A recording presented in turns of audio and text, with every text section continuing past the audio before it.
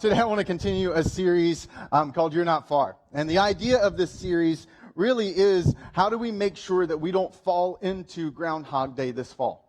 That in March, about 6 months ago, many of us thought we were embarking on what would be perhaps a few weeks or maybe 6 weeks journey, and now we're 6 months into that journey. And it doesn't look like it's going to change anytime soon. In fact, if anything, when we look at this fall, it looks like it's going to get even crazier. That there's so much up in the air. And that one of the heartbeats of this series is that when everything feels like it's up in the air, it really matters what's underneath your feet. And our desire from this series and through some of the ones that we're going to be engaging with this fall is to really kind of help us get grounded. And to both, in a very profound way and a very practical way, make it through this fall without falling into Groundhog Day.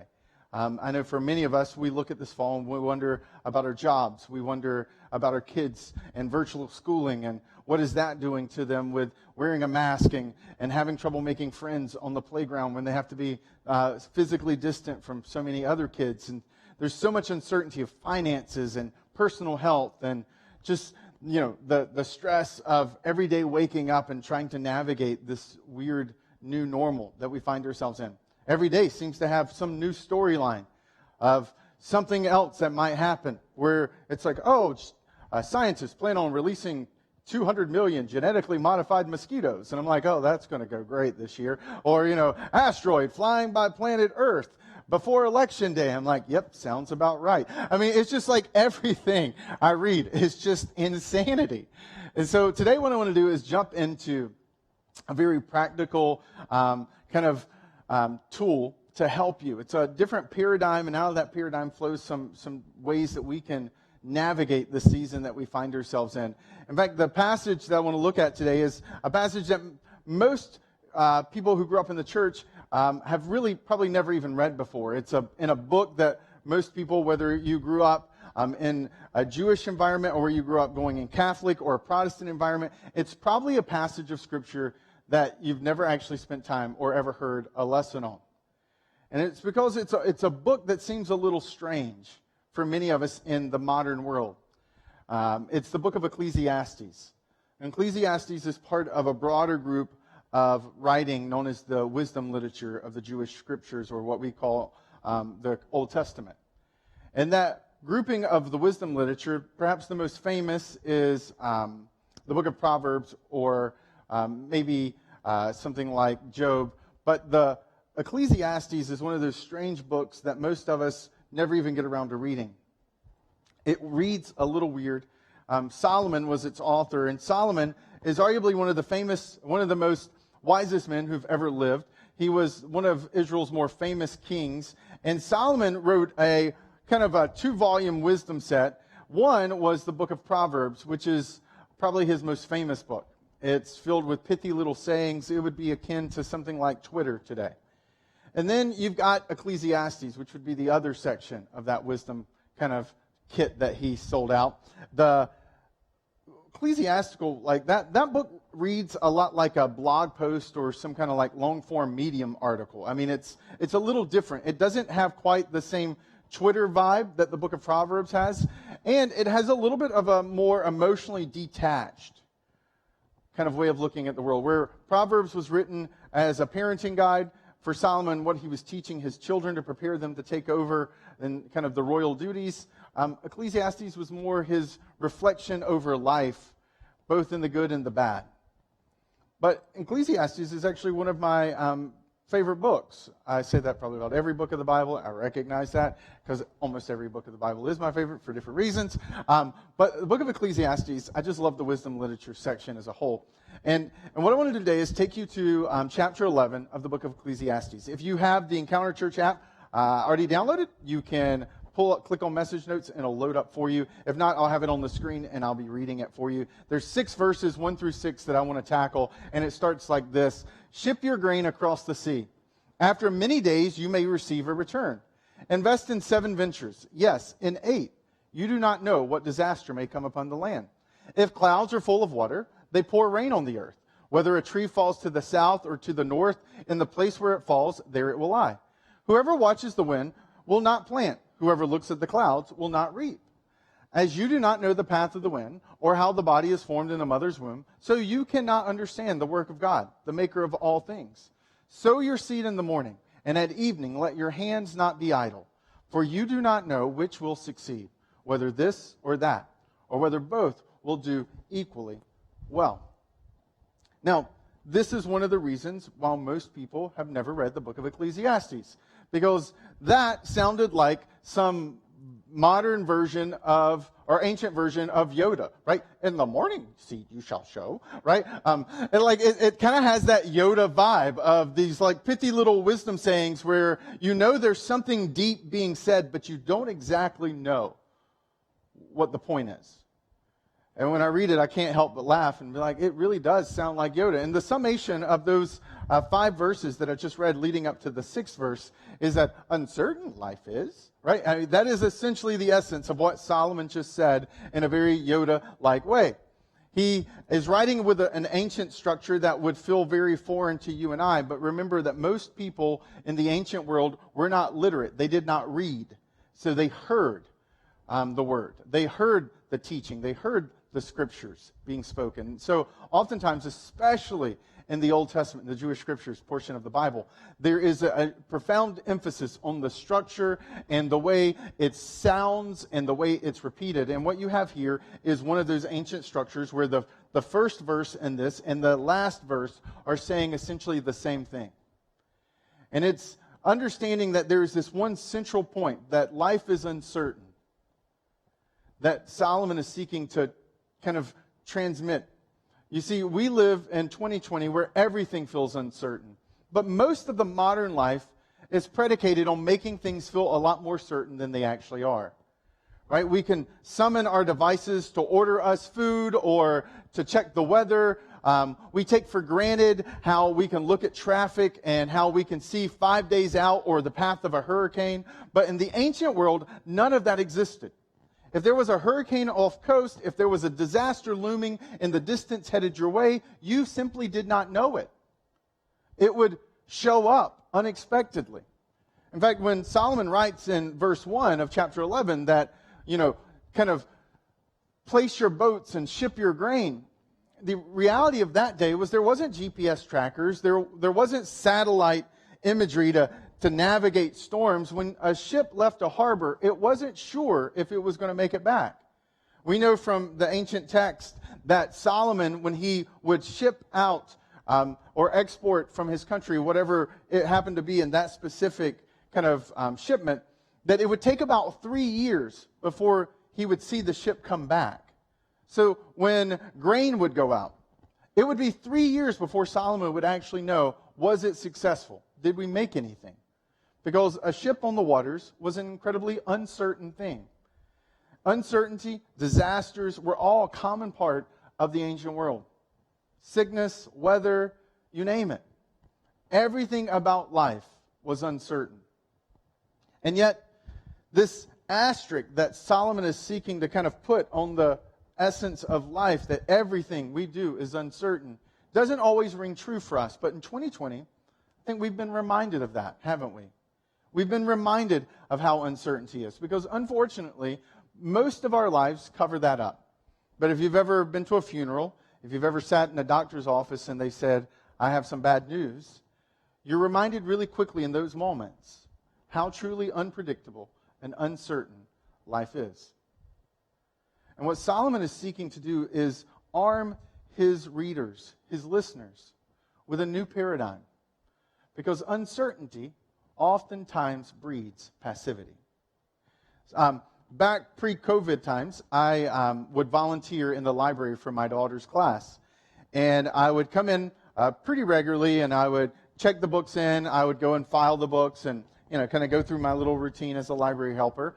And one of the things that began to kind of bubble up that I noticed weekly that I was there was there was a group of boys in the class, and the librarian, while she was reading a book or trying to give instruction, one of the kids would do something, say something, or whatever. It's just kind of crazy. And the teacher, the librarian, would always go, well, that was unexpected. And the first week I was like, oh, okay, she's like, that was unexpected, let's do something different next time. And then the next week I'm in there and she's like, well, that was unexpected to the same kid and to the same group of kids. And then the third and fourth and fifth week, and finally in my head I'm like, woman, this is not unexpected. I expect this to happen, and I've only been here 5 times. You should not be unexpected. You should not be surprised. This kid's got a pattern of doing this. So I'm in my head checking in books, screaming like, that's not unexpected. That's like predictable. I'm going to go to the library on Monday. That kid's going to do something on that Monday afternoon. I can almost set my calendar by it. And it was just became this laughable thing in my head that it was unexpected. And I actually think what Solomon's trying to communicate is that the unexpected is expected in life. We should expect the unexpected. We should not fall into the trap that librarian fell into of always being caught off guard by this unexpected but expected response from this kid. See, potential problems, the ones that loom, the things that could and should or would happen to you and me, they don't need to lead us to a place of paralysis. They don't need to lead us to a place of passivity.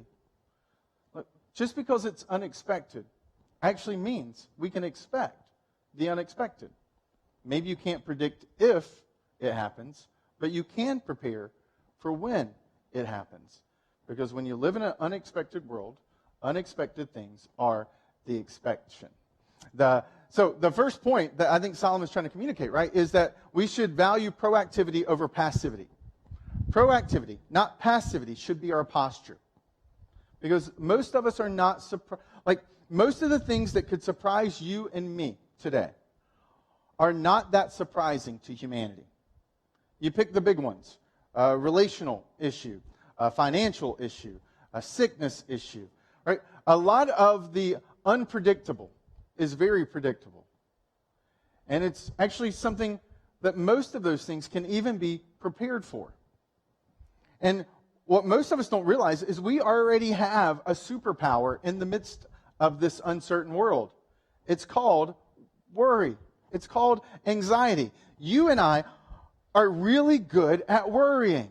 Some of you are expert worriers. You could teach a master class in anxiety. And that is actually one of your potential strengths in an unexpected world, if you use it correctly. If you use it not to lead to passivity, to panic, but you use it to lead to proactiveness. One of the things I like to say to myself is, Chris, work your worry. Because if not, your worry is going to work you.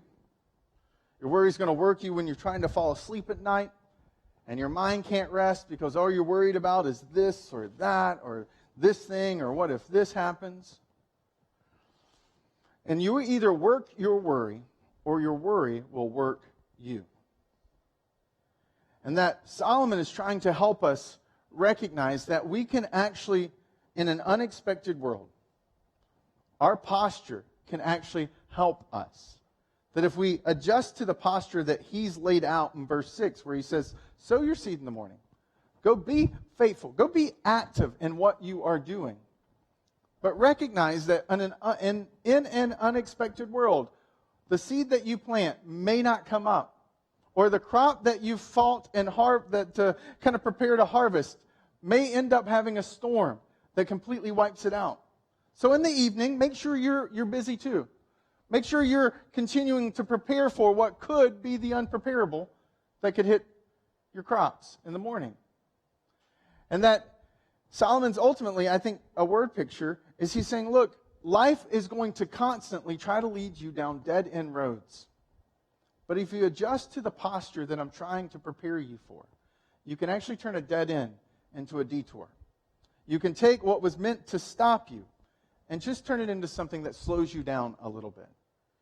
And so let me get really practical with you. Let me give you a tool, just one tool, that comes out of this posture, this paradigm of beginning to expect that life has the unexpected, to beginning to prepare with proactiveness, not passivity, how to navigate all of the unanticipated that we can all anticipate. And one of the tools that I'm a big fan of in my own personal life, in our organizational planning, is something called a pre-mortem.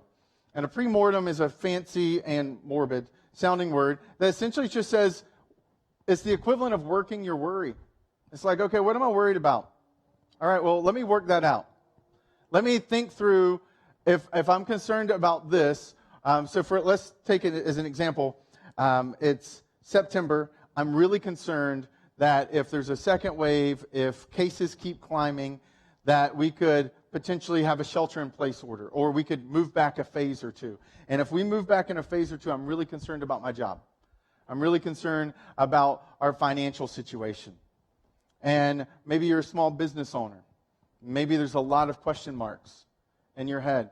Or maybe you're concerned if schools have to shut down and go all virtual because of whatever reason, that you're not going to be able to do your job, and you're going to be in a place where you're going to have to find some new avenue. So a pre-mortem, a working your worry for this, would be saying, okay, in 3 months from now, if I find out that my job is going to be terminated because second wave or whatever, fill in the blank. I don't need to know what causes it. I just need to know what I'm going to do if it happens. So if it happens, then this is what I'm going to do. So, okay, 3 months from now, I'm going to lose my job. Well, what am I going to do? Well, the first thing I'm going to do is probably cry or be a little angry, okay?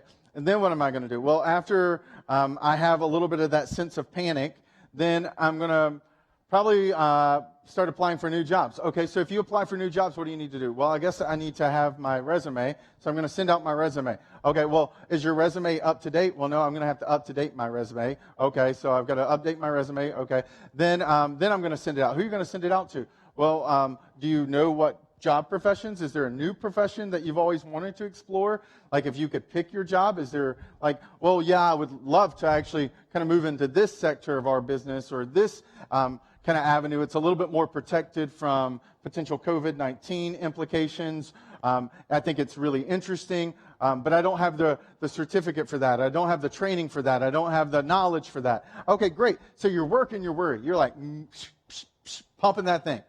So what happens is as you kind of start to, you literally, this is how you do it. You just set a timer on your watch, on your phone, or put some really hard noodles on the stove and boil them, okay? You just need something, some set time frame and a pencil or like a notes app, and you just start to write.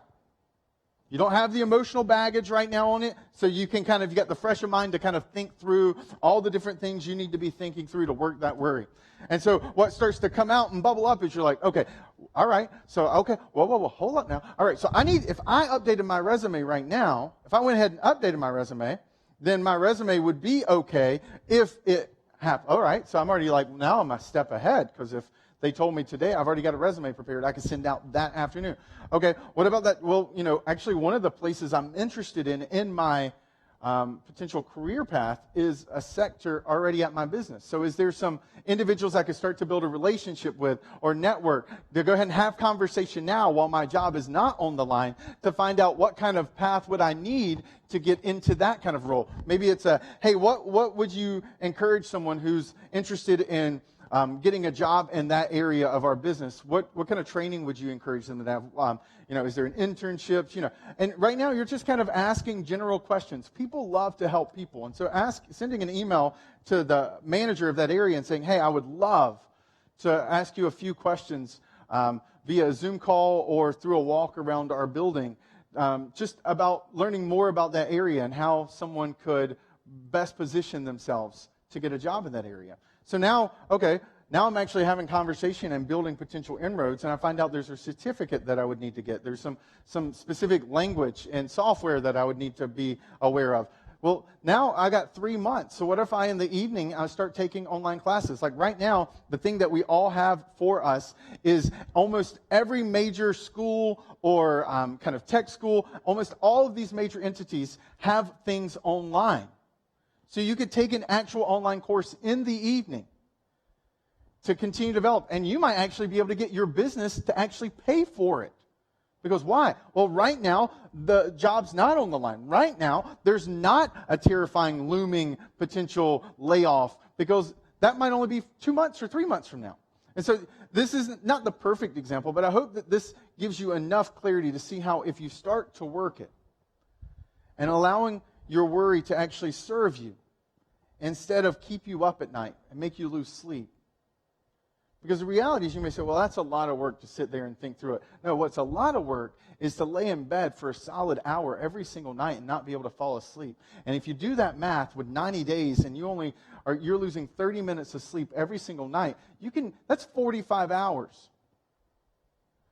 45 hours would probably be enough time to take a class, to get a certificate, to have multiple conversations with someone who would actually end up being the person who would hire or fire in that department that you're interested in.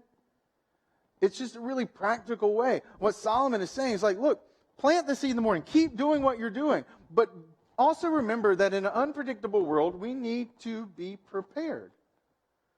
And so what is it that worries you? What is it that keeps you up at night? What is it that you're so terrified the phone call or the text message or the conversation is going to be? And is it possible that you could perhaps work that worry to mind what is flying through your mind that keeps you up at night? To recognize that the worst thing that could happen is all the worrying and all the work that you put in to work that worry, 3 months from now, you don't get your job laid off, but now you're 5 steps ahead of preparing yourself for that potential job transition that you always wanted to do in the first place.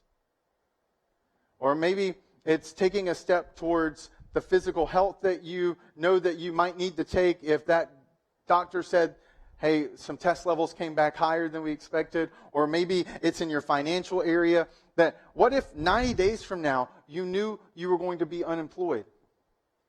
Would you cut back on some of your financial spending right now to save up and to build your savings? That working that worry in whatever that specific area.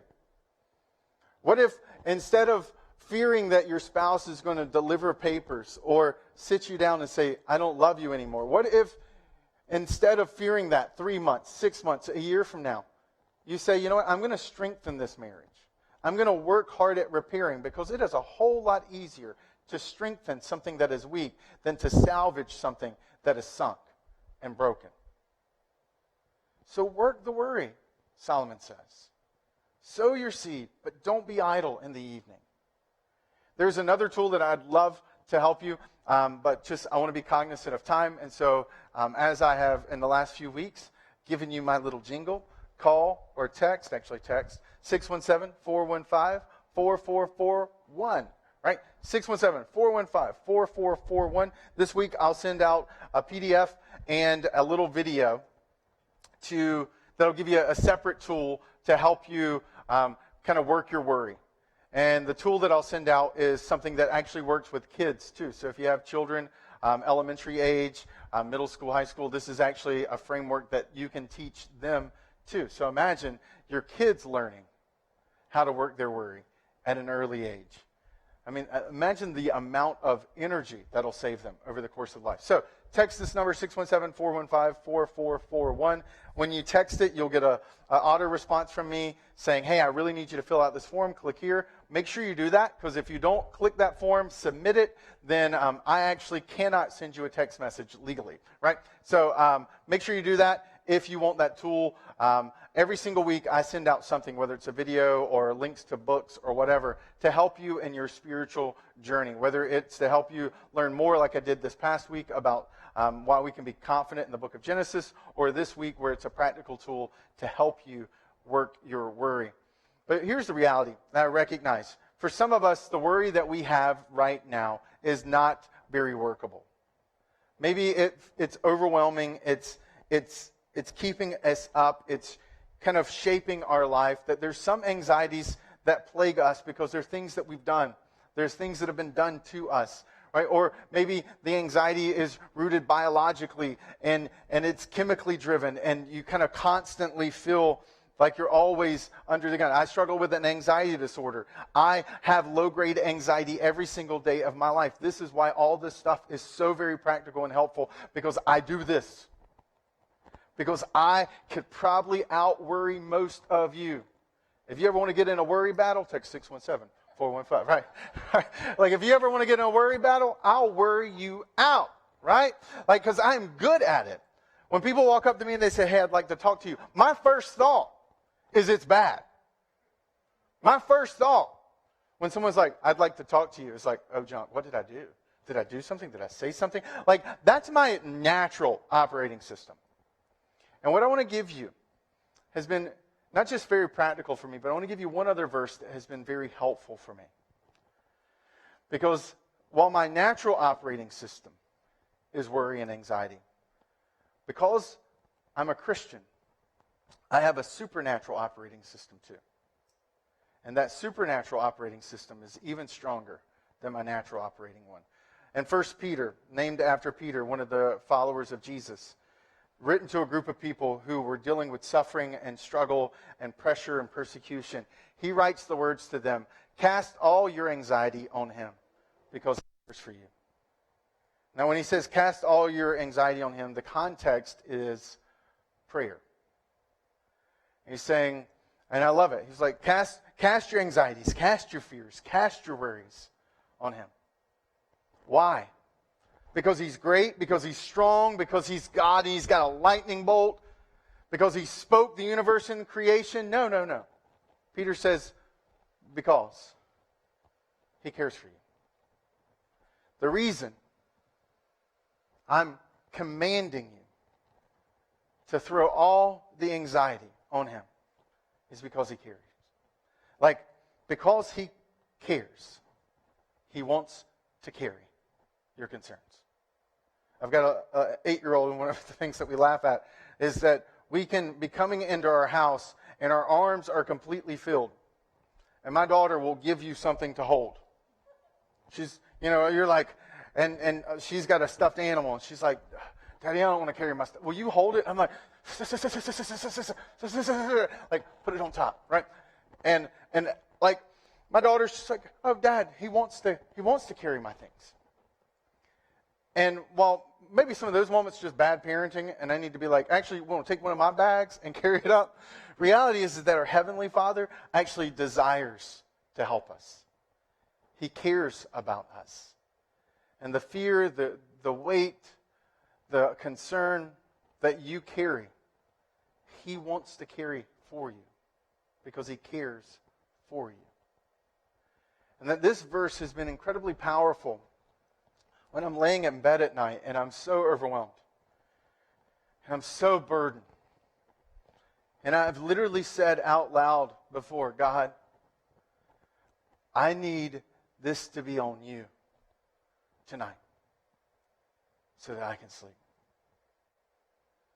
Could you just hold it tonight and hold me tonight? And what I've found every single morning is that He's still there holding me. He's still there sustaining me. And that He cares for me. I'm not alone. Life and some of the most devastating things that we have to walk through are incredibly lonely, isolating things. When you lose someone you love, grief is profoundly very inside and insular, and it's hard for people say, oh, I know what it's like. And it's like, look, I know you know what it's like, but you don't know what it's like. For God, He knows. That He knew personally, intimately, when He was crucified on a cross. You see, the reason I know He cares isn't He just says it. He lived it. He experienced it. He experienced my anxiety, my worries. He experienced the choices and the consequences that I chose on the cross. That sin and death, the full weight of both of those things. My selfishness towards God and others, like all that nastiness called sin, He experienced all of it. And it's my confidence in what I see on that hill outside of Jerusalem 2,000 years ago that gives me the strength to be able to cast my anxiety on Him, because He took the ultimate dead end. when he was crucified on a cross. He took that dead end, and what was a disappointment on Friday, what was a dead end on Friday, became a detour on Sunday morning. When the grave was rolled back, when it was shaken off of his body and he walked out of the tomb, he brought with himself freedom and victory and peace. And that's the God I speak to. The God of the resurrection. The God who can take the dead end of the crucifixion and turn it into the detour of my salvation and my joy and my peace on Sunday morning. And that God is still in the business of taking dead ends and turning them into detours. And so while all of these things may be really helpful, while all the practicality of the pre-mortem is useful, in Solomon's words, there's something incredibly grounded and grounding about being reminded that there's a God who invites you and me to cast, to throw over, to say, Daddy, can you hold this on him? And as we wrap up today, I want to leave you with 3 questions for your reflection. Whether you're just going to write these questions down or take a screenshot right now for your own personal reflection this week, or maybe you want to call someone that you know, or maybe you're a part of a group at Encounter Church. These are some helpful questions meant to take this truth further into your life, to help you gain traction, because it's really easy on a Sunday morning or midweek when you're listening to this to feel really moved and to feel very motivated. It's really easy to say, yeah, I want to do that differently. But then to not gain traction in it. And these questions are meant to help you gain traction. So the question simply is this, is where are you choosing passivity over proactivity in your life? Where are you passive where you could be proactive right now? What do you worry about the most? What is it that's keeping you awake? What is it you're most afraid of? And how could you work that worry? It's possible that there is some way you could work that worry where you find yourself today. And then if you want to read a little bit more, read Proverbs 15:22.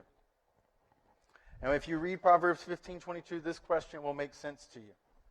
Who looks at your how? That these 3 questions, I hope, will allow you to process, will allow you to push forward, to take the truth that we've discussed today and gain some traction.